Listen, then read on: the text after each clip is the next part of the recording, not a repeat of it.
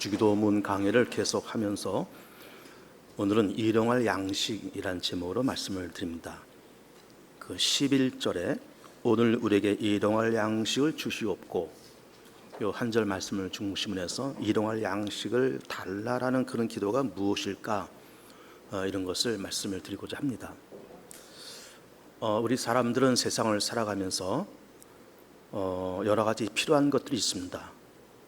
사람이 세상을 살아가면서 70년, 80년 혹은 90년 그렇게 인생을 살지만 그동안 우리가 살아갈 어떤 자원이 살아가야 될 어떤 그 필요한 물건들, 또 필요한 물질들, 또 필요한 어떤 인간관계, 필요한 건강, 이런 것이 다 필요합니다.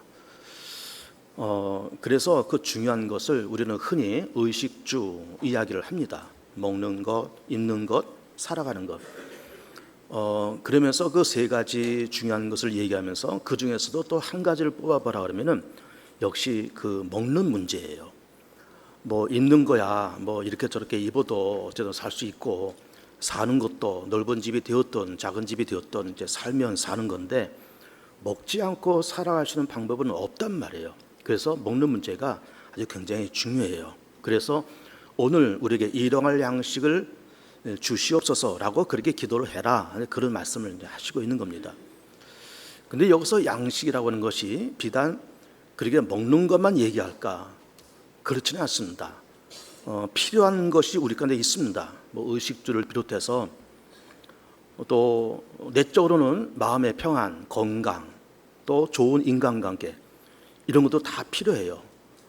그리고 또 어떤 믿음, 또 내세에 대한 어떤 소망, 이게 다 필요합니다. 그래서 어쨌든 우리가 7, 80년 혹은 8, 90년을 살아가면서 필요한 것이 있는데 그거를 구해라, 그런 얘기예요. 양식만의 문제가 아니라 했습니다. 입을 것, 살아가는 집, 자녀들의 문제, 내 앞날에 대한 문제, 어떤 인간관계, 필요한 물질, 다 이런 것을 뭉뚱그려서 어쨌든 나와 우리 가족이 필요한 것을 그를 찾아서 구해봐라, 그런 말씀을 하시고 있는 겁니다. 그런데 이제 찾아서 구하라고 그럴 때 우리가 이제 얼핏 드는 이제 여러 가지 생각이 있습니다. 근데 그 생각이 뭔가면은 하나님은 참 전지전능하신 분인데 우리가 일일이 구하지 않아도 하나님은 우리 가운데 필요한 것을 척척 이렇게 공급해 주시는 그런 분이 아니냐.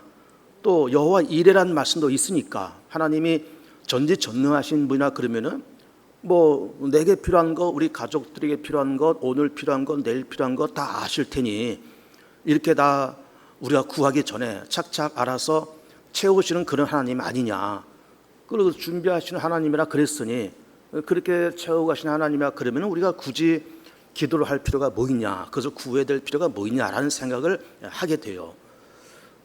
그러나 어쨌든 구하라고 하신 말씀 속에 깊은 의미가 있습니다. 왜 구하라고 말씀하셨는가? 물론 하나님은 준비하신 분이시고 우리가 구하지 않아도 때에 따라서 적절한 시기에 따라서 척척 알아서 준비하시는 그런 하나님인 것은 맞아요. 또 때로는 우리가 구하지 않아도 하나님께서 알아서 주신 것이 있을 수 있습니다. 당연히 있을 수 있습니다. 왜 그런가 하면은 하나님은 우리의 아버지 되시고 우린 그의 백성이고 자녀고, 또 하나님은 준비하신 분이기 때문에 다 준비해서 이렇게 일마다 때마다 착착 채워가시는 하나님인 것은 맞습니다. 그런데 그럼에도 불구하고 하나님은 너에게 필요한 것을 한번 구해봐라, 그렇게 말씀하시고 있어요.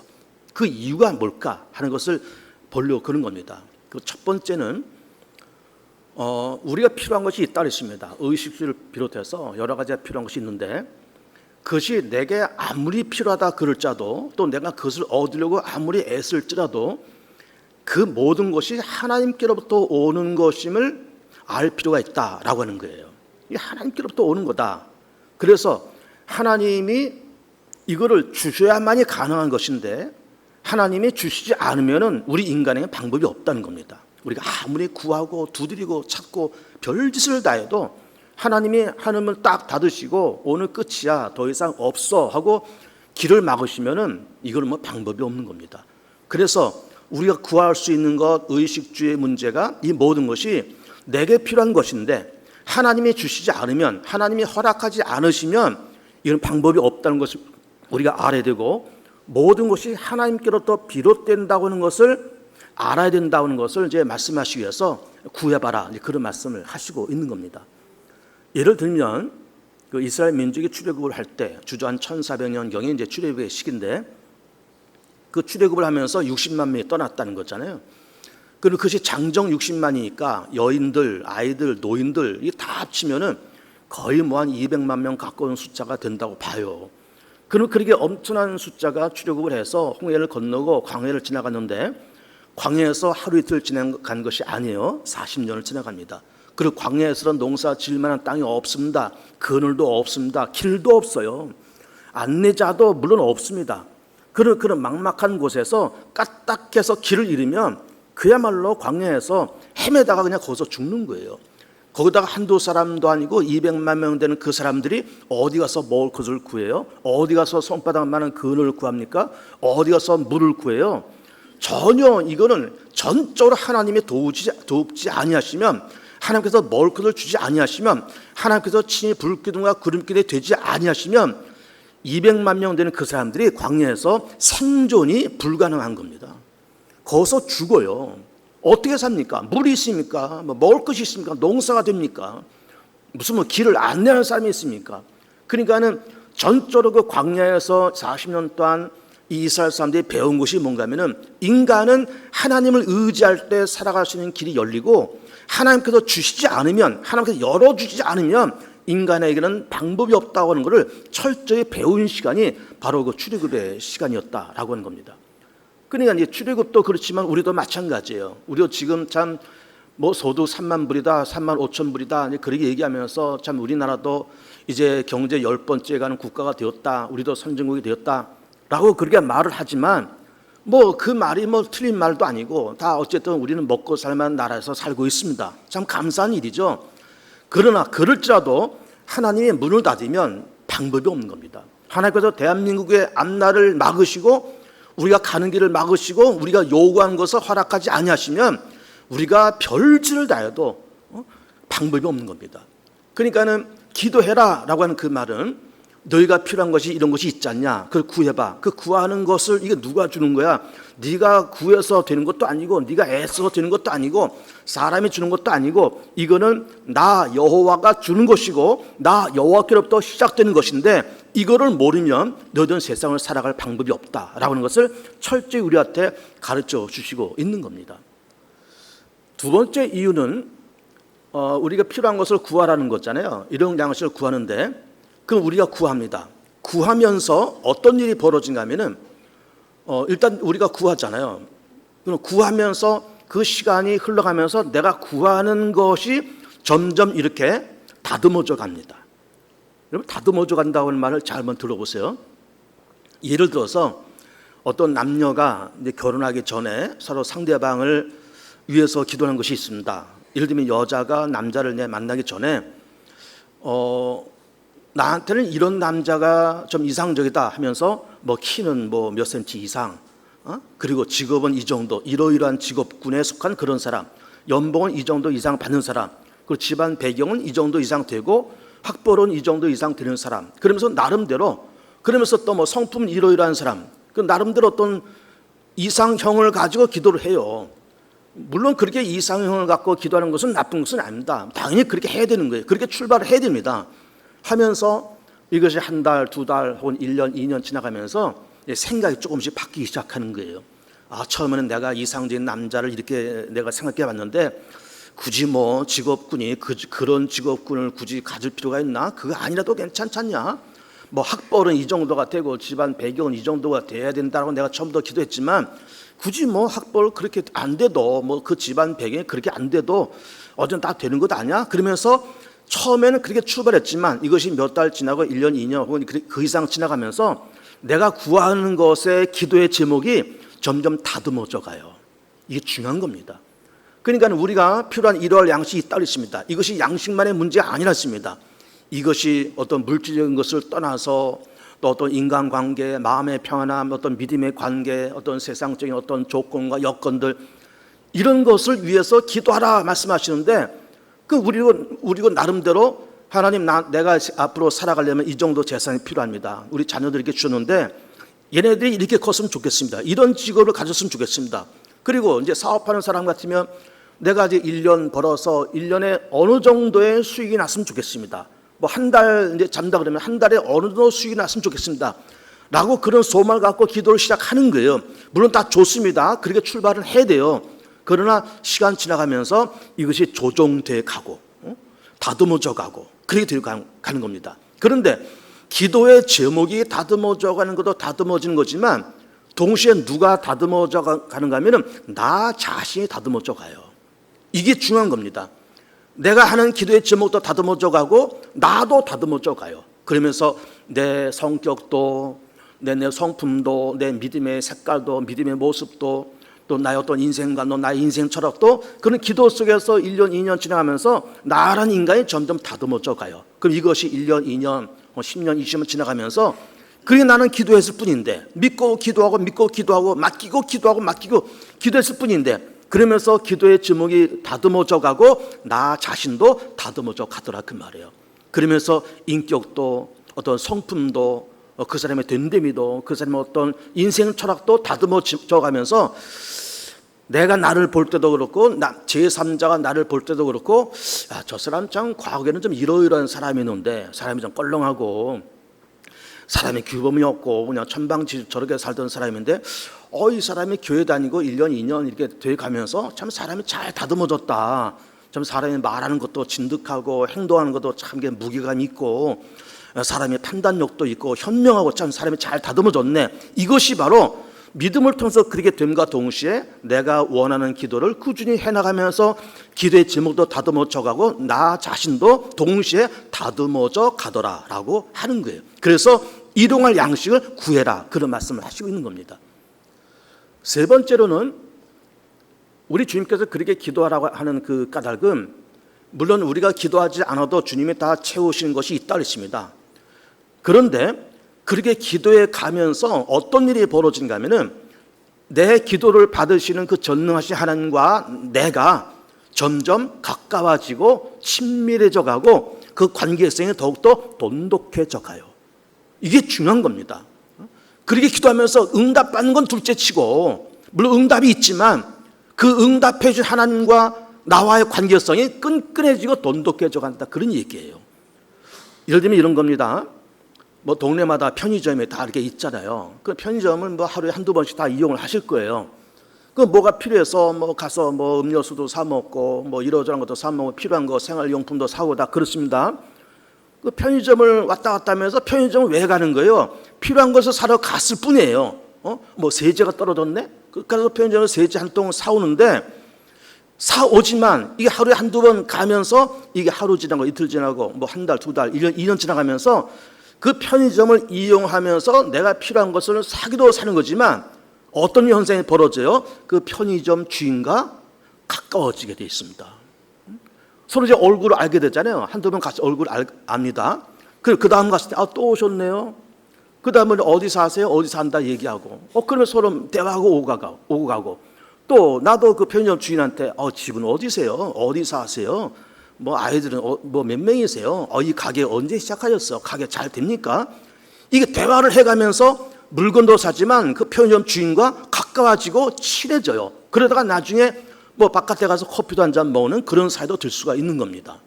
이게 뭐 편의점만 그래요? 뭐 여성들이 그 미장원 정해놓고 늘 다니잖아요. 그 미장원 가서 뭐 파마도 하고 카트도 하고 다 그렇게 하시겠지만 대부분 아마 단골 미장원들이 있을 겁니다.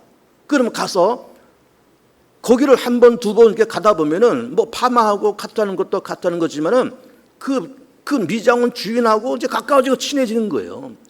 파마하면서 뭐 요즘 뭐 세상 물정도 얘기하고 물가 너무 많이 올랐다 얘기하고 요즘 너무 많이 더운데 어떻게 잘 지내시냐 그러고 그렇게 얘기하면서 그 미장원 주인하고 또 가까워지네. 이렇게 되는 겁니다. 뭐 저도 뭐 이발 어디 가서 가끔 합니다만은 이발 그 집에 꾸준히 다니면서 그 이발소 주인하고 이제 가깝게 지냅니다. 뭐 나를 목사로 아니까 목사님 오셨냐 그러고 이발도 이렇게 잘 정성껏 해주는 것 같아요. 그리고 이발 끝난 다음에 커피도 한 잔 타주고 막 그래요. 그냥 굉장히 가까워지고 친밀해졌어요. 그런 겁니다. 우리가 하나님 앞에 내가 필요한 일용할 양식을 구하는 것, 그럼 구하면 주시고, 또 전능하신 하나님이시고 우리 아버지 되는 하나님께서 준비해서 우리가 구하지 않아도 우리 구할 것에 넘치도록 주시는 좋은 분이기도 하지만, 내가 그렇게 기도하면서 다듬어진다, 동시에 내 기도를 응답하실 하나님과 점점 가까워지고 친밀해지고 심지어 돈독해져 가기까지 하는 거예요. 여러분, 신앙의 마지막 그것 아닙니까? 여러분, 신앙생활 왜 해요? 내가 필요한 것 구해서 응답받는 것만 갖고 신앙생활 하는 거예요? 아니잖아요.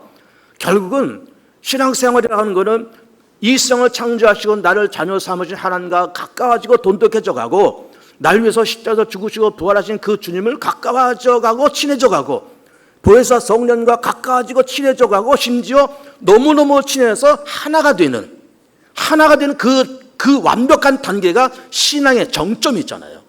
그 신앙의 정점이 이거예요. 하나님과 내가 하나가 되고 그리스도와 하나가 되고 성령과 하나가 되는, 이게 신앙생활의 정점인 거예요. 그렇게 우리가 기도하면서 가까워지고 친밀해지고 밀착되어 가면서 하나가 되고 하나님의 생각이 나한테 거침없이 쏟아져 들어오고 내 소원과 내 기도가 거침없이 하나님께 쏟아져 나아가는 그런 친밀한 관계가 신앙생활의 정점인 겁니다. 그렇게 되시길 축복해요. 그런데 어쨌든 그렇게 기도하자. 그래서 이 모든 기도의 제목을 하나님께로부터 오는 것임을 우리가 알자. 하나님께서 닫으면 방법이 없다. 그리고 기도하면서 다듬어진다. 기도의 제목도 다듬어지고 나도 다듬어진다. 그 기도하면서 하나님과 친밀해진다. 가까워진다. 하나가 된다. 이 신앙의 정점이다. 이런 말씀 드리는 겁니다. 그런데 다른 면을 좀 보려고 그래요. 우리가 기도를 하는데 기도하면 다 될까? 물론 기도하면 다 돼요. 기도해도 안 된다. 그러면 이거는 이단입니다. 기도해도 안 돼. 그럼 이단이고, 그런 성경적이지 않아요. 기도하면 된다. 맞는 말인데 건강한 믿음은 아닙니다. 그거는 기도도 해야 되지만 뭣도 해야 돼요? 내가 그 기도의 응답을 위해서 많은 노력과 애씀이 필요해요. 나도 그 기도가 응답되기 위해서 열심히 나도 공부하고 열심히 뛰고 노력하고 애쓰고 땀 흘리고 집중하고 그리고 몰입에 들어가고, 그걸 위해서 정말 수고의 땀을 한번 흘려보고, 그런 우리의 노력과 발버둥이 분명히 필요해요. 그러니까 기도만 하면 다 되냐? 물론 그 말이 맞아요. 그러나 그거는 건강한 믿음이 아니랬습니다. 기도도 물론 하지만 그 응답을 위해서 나도 열심히 나름대로 발버둥 치고 애쓰는 우리의 흔적이 필요해요. 흔적이 필요합니다. 여러분 보세요.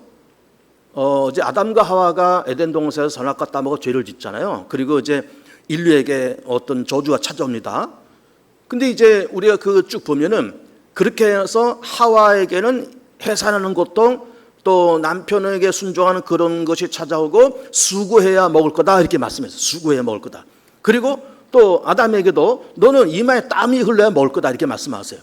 수고해야 먹을 거다, 땀이 흘러야 먹을 거다. 그래서 우리가 아마 그것이 뭐 수고하고 애쓰고 땀 흘리면서 일을 하는 노동의 저주를 받았다, 이렇게 그 말씀을 해석을 하기도 해요. 그런데 그 해석은 올바른 해석이 아닙니다. 노동하는 저주? 여러분, 노동이 저주예요? 수고하는 것이 저주입니까? 땀이 흘러야 되는 것이 저주일까요? 아니에요, 여러분. 여러분, 수고하고 땀 흘리고 노동하는 것은 이건 하나님께서 우리 인류에게 주신 축복이고 아름다움이고 보람이고 동시에 기쁨이에요. 기쁨입니다.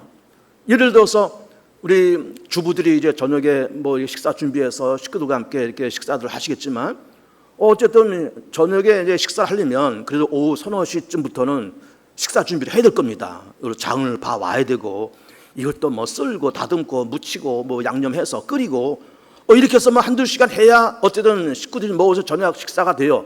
그 저녁 식사만 6시쯤 모여서 저녁 식사 참 맛있게 둘러앉아서 먹고서는, 그리고 커피 한 잔 먹고, 그리고 이걸 또 치우고 이렇게 하면서 이게 식구들 4식구 5식구 모여서 맛있게 먹었을 때 주부가 갖는 그 기쁨은 이루 말할 수가 없는 거예요. 야, 내가 이렇게 어쨌든 한 서너 시에 시장에 가서 이 더운 날 장 봐서 몇 시간 이 더운 불 앞에서 이렇게 해서 음식 만들어서 이게 뭐 이렇게 했는데 신랑도 그렇고 아이들도 그렇고 참 맛있게 먹었다. 그러면 그렇게 한두 시간 식사를 준비하는 그 노동과 그 땀 흘림이 이게 저주입니까? 아니에요. 그건 기쁨이고 보람인 거예요.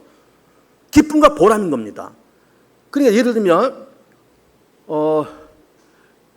남자들도 마찬가지죠. 남자도 어디 일을 나가서 농사 짓는 분이 농사라고 특별히 벼농사는 대체로 이제 한 4월 초에 벽시 뿌려서 이거를 모종을 내서 이거 그 모판을 만들어서 이거를 5월달 6월 초쯤에 모내기를 해서 이 안기로 모내기를 하잖아요. 그 이것이 6월, 7월, 8월, 9월 지나가면서 여러분 이른 벼는요 8월 달에도 수확합니다. 저 아랫지방에서 8월 달에 수확하는 그런 이른 벼도 있어요. 그래 이제 보통 벼는 9월 말, 10월 초순, 중순쯤 가면은 다 추수를 합니다.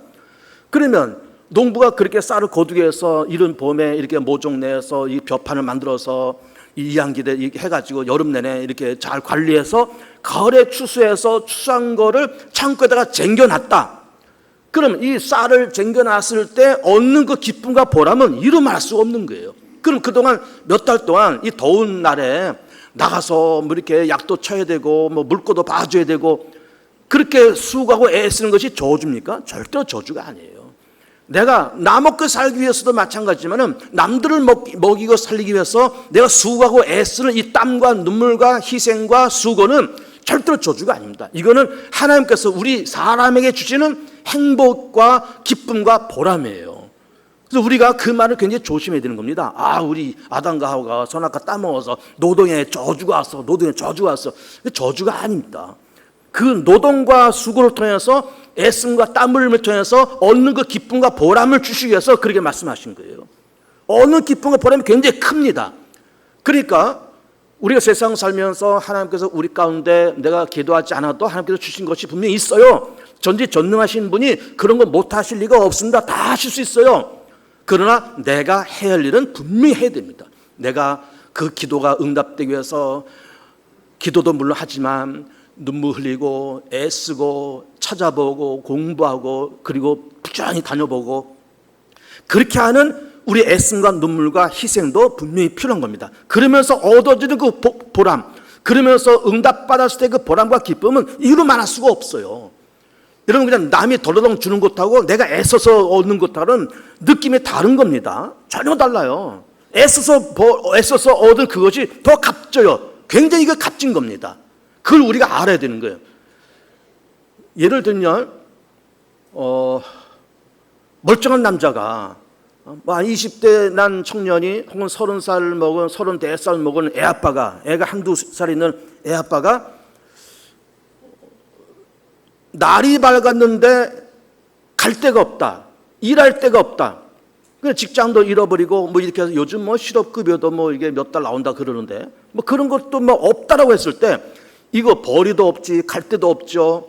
그리고 또 일할 데도 없죠. 불러준 데도 없죠. 그때 오는 그 상실감과 좌절감은 이거 말할 수도 없는 겁니다. 그러니까 어쨌든 내가 눈 떠서 나갈 수 있는 일터가 있고 한 달 벌고 1년 벌어서 이것을 나눠서 먹고 사는 식구들이 내 주변에 있다라고 하는 것은 굉장한 축복이고 행복인 거예요. 일할 때가 있다는 거 행복인 것이고요.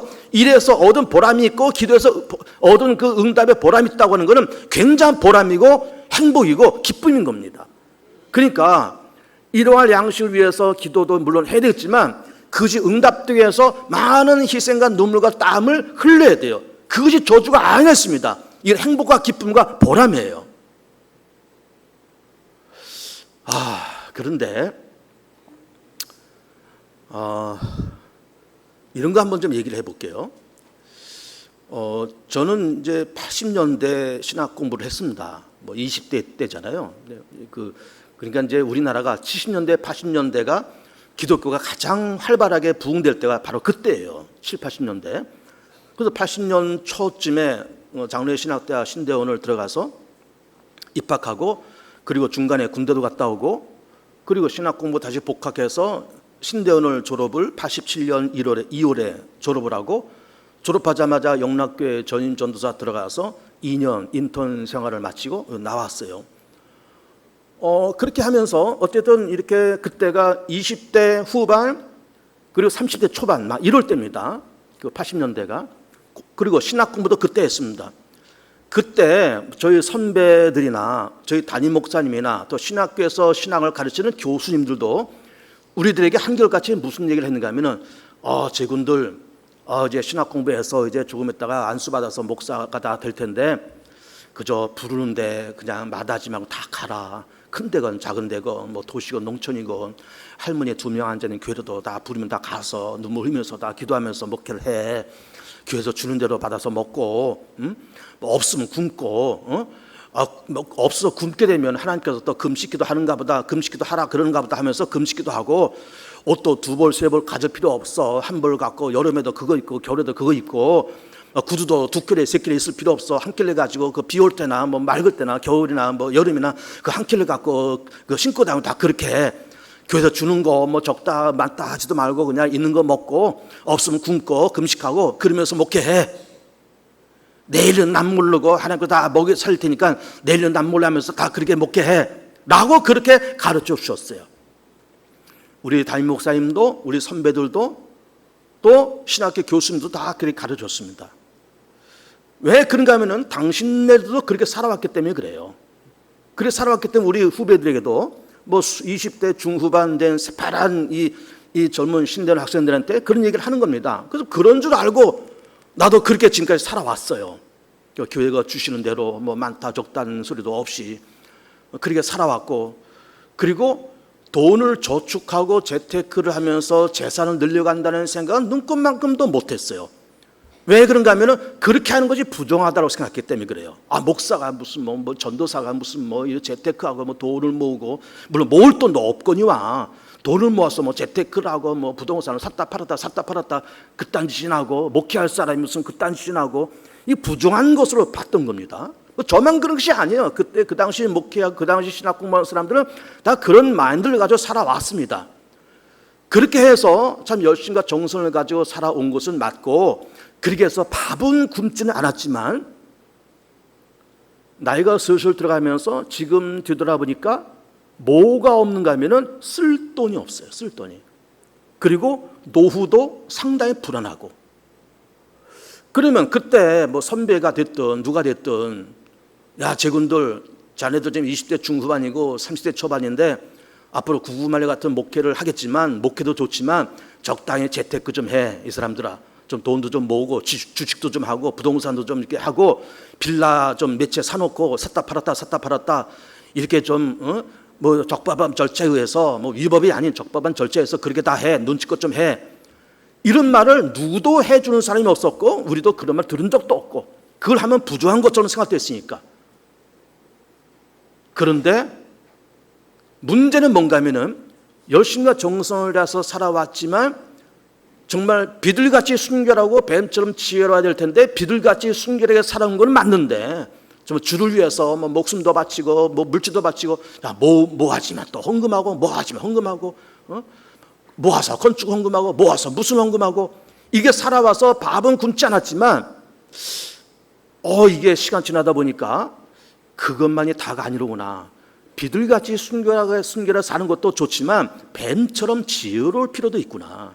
그 예수께서 하시는 말씀이 너희들 비둘기같이 순결하게 살아, 이게 맞는데 뱀처럼 지혜로하라 라는 말씀도 하셨어요. 이게 뭘까요? 순결하게 살아, 믿음으로 살아, 기도하면서 살아, 다 좋은데 너 지혜로워야 된다. 내일을 준비하고 노후를 준비하고 또 이러저러한 일을 준비하면서, 그러면서 너 그걸 준비하고 그렇게 하면서 너 해야 되지, 그냥 맨땅에 헤딩하듯이 그냥 뭐 내일은 남 몰라요 뭐 그러면서 그렇게 살아가는 것이 다는 아니고, 물론 그 말이 맞긴 맞지만 너 지혜롭게 살아라 라는 말씀을 하시고 있었는데 그걸 미처 몰랐고 그거를 또 말씀해 주는 분이 전혀 없었습니다. 선배들도 그렇고 뭐 우리 어버이 세대나 그렇고 신학교 교수님들도 다 한 벌 옷 가지고 여름에도 입고 겨울에도 입으라 그러니 다 내일은 남 몰라 하면서 교회에서 주는 대로 적다 많다 소리 하지 말고 살아라, 그렇게 배운 우리가 다 좋은데, 물론 그 사람들이 나쁘다 잘못 가르쳤다 하고 말하고 싶진 않지만, 비둘기같이 순결하게 사는 건 물론 좋지만 뱀처럼 지혜로울 필요도 물론 있는 거예요. 그러니까 기도만 해라, 물론 굉장히 좋은 믿음 같아요. 그러나 그건 건강한 믿음이 아니에요. 비둘기같이 순결하게 살아라, 좋아요. 그런 건강한 믿음은 아니에요. 뱀처럼 지혜로울 필요도 있어요. 그리고 기도하는 것도 물론 좋지만 그 기도가 응답되기 위해서 나도 정당한 눈물과 땀과 그리고 수고와 애씀을 쏟을 필요가 있어요. 물론 그거 안 쏟아도 하나님 하실 수 있어요. 하나님 그렇게 무능한 분이 아니고 하나님 그렇게 매정한 분이 아니에요. 그러나 우리는 정당하게 그것이 응답되기 위해서 두드리지만 찾지만 그 정말로 응답되기 위해서 정말 그것이 찾아지기 위해서 많은 수고와 애씀이 필요합니다. 지혜롭게 듣길 축복해요. 지혜롭게. 그래서 비둘같이 순결하게 사는 건 물론 좋지만 뱀처럼 지혜로워야 되고 기도하는 건 물론 좋지만 그러면서 동시에 나도 그 기도의 응답을 위해서 수고하고 애쓰고 땀 흘리는 우리의 애씀도 우리의 노력도 분명히 필요하다라고 하는 것을 말씀드리고 싶은 겁니다. 그리고 마지막 결론은 이런 말씀 드리고 싶어요. 양식은 양식인데 일용할 양식이라는 거예요. 일용할 양식. 여기서 일용하리라는 말이 뭘까? 물론 여기서 일용하리라고 하는 거는 문자 그대로 하루치라는 거예요. 하루치. 이 하루치가 어디서 나오는가 하면은 이스라엘 민족이 출애굽해서 광야에서 만나를 먹었잖아요. 하나님께서 만나를 늘 주셨습니다. 새벽에 주셨습니다. 그럼 그걸 들여 나가서 만나를 긁어 모아서 자기 식구 수대로 거두라는 겁니다. 식구가 3명이면 3인분, 5명이면 5인분만 거두라는 거예요. 그리고 안식일 전날에는 2배를 거두라는 겁니다. 근데 이제 어떤 게으른 사람이 내일 나오기 싫으니까 날도 덥고 이건 매일 나오래. 그냥 이거 걷어서 오늘 거 내일 거 한 이틀치 사흘치 걷어서 먹지 하면서 이틀치 사흘치를 미리 거둔 사람은 하루 먹고 나서 남은 거는 다 썩거나 벌러 먹었다는 겁니다. 그래서 딱 하루치만 거둬 드리는 거예요. 그래서 이제 우리가 이제 이 주기도를 보면서 오늘 우리에게 일용할 양식을 주시옵고라고 할 때 일용할 하루 필요한 양식을 얘기할까? 물론 양식이라는 것이 먹을 것만 얘기한다는 것이 아니었습니다. 제가 누누이 말씀드린 겁니다. 근데 일용하라는 말이 뭘까? 이거는 적절한이라는 말이에요. 적절한. 내게 적절한 내 삶의 분량. 예를 들어서 4-5명의 식구가 한 달 생활할 때 생활비 한 400-500만 원. 그리고 좀 여유가 되면 좀 저축도 좀 해가고. 그러면 한 그 정도 필요하다. 이게 보면서 또 사업을 하면서 올해는 좀 이렇게 하면서 한 달에 매출이 얼마가 돼서 순이익이 얼마 생기고 1년 이렇게 해서 1년에 수익이 얼마 생기고 그러면서 뭐 사업을 하든 뭘 하든지 간에 하나님 나 올해 100억을 좀 벌게 해주세요. 100억을 좀 벌게 해주세요. 올해 1000억을 좀 벌게 해주세요. 물론 그런 기도 가능해요. 하지 말라는 건 아닙니다. 할 수도 있어요. 그러나 우리의 분수를 이렇게 보면서 물론 100억도 좋고 다 좋지만 하나님 올해 작년에는 이렇게 매출이 이렇게 돼서 그리고 또 이렇게 작년에 물가도 좀 많이 오르고 원자재 값도 좀 많이 올라서 작년에는 좀 이득이 좀 적었는데 올해는 내가 최소한 나한테 돌아올 수 있는 최선의 이득은 나한테 들어올 수 있는 그 마진은 한 1억 정도 됐으면 좋겠습니다. 그리고 플러스해서 한 2-3억 정도 더 된다 그러면은 그럼 우리가 우리 회사에서 이걸 비축했다가 다시 한번 공장을 또 이렇게 새롭게 리모델링하고 공장을 더 확장시키고 또 그런 데 좀 사용했습니다. 그러니 올 한 해 나한테 돌아오는 나 개인한테 돌아오는 순이익은 한 1억만 주시고 또 공장에서 한 2-3억 정도 이렇게 마진이 되면은 어떤 좀 새로운 거를 위해서 제가 그렇게 쓰겠습니다. 라는 현실적이면서 동시에 적절한 그런 기도. 이게 중요하다 그 말이에요. 하나님 올해 나 100억 벌게 해주세요. 그런 기도가 나쁜 기도도 아니고 할 수도 있는 기도지만 그런 기도보다 더 좋은 기도는 적절하게 기도하는 거예요. 적절하게. 그래서 이제 전도서도 말씀하신 것처럼 하나님은 나를 부하게도 말게 하시고 가난하게도 말게 해달라는 겁니다. 왜 그럴까? 부하면 내가 교만하게 될까 두렵고 내가 가난하면 하나님께 욕이 될까 두려우니 부하게도 말게 하시고 가난하게도 말게 하시고 이게 뭐예요? 아주 적절한 기도를 얘기하는 겁니다. 많지도 않고 적지도 않고 하나님 올 한 해 우리 회사가 적어도 요 정도 한 15% 정도는 성장했으면 좋겠습니다. 한 10% 성장했으면 좋겠습니다. 그리고 올해 마진 요 정도 났으면 좋겠습니다. 라고 하면서 아주 적절하고 현실성 있는 그런 기도, 막연한 뜬구름 잡는 것이 아닌 그런 적절한 그런 기도를 한번 가져보라는 겁니다. 굉장히 현실성 있는 그런 얘기죠. 그러면서도 하나님께서도 그런 기도를 받으시면은 하나님 기뻐하실 것 같아요. 야, 너는 참 네가 나한테 100억도 요구하고 별거도 다 요구할 것 같은데, 야 올해 네가 너한테 돌아갈 수익을 뭐 한 1억 잡고 공장에 어떤 그 이익을 한 2, 3억 잡는데, 너 참 겸손하고 참 적절하고 참 지혜롭다. 그래, 뭐 올 한해 내가 그렇게 해주지. 그 100억을 요구하면은 뭐 100억을 뭐 응답 못할 하나님은 아니지만, 야 좀 뭐 내가 그 못할 처지는 아니지만 너 그건 좀 과하다. 응? 과하니까 좀 적절하게 좀 해봐라고 말씀을 하실 것 같아요.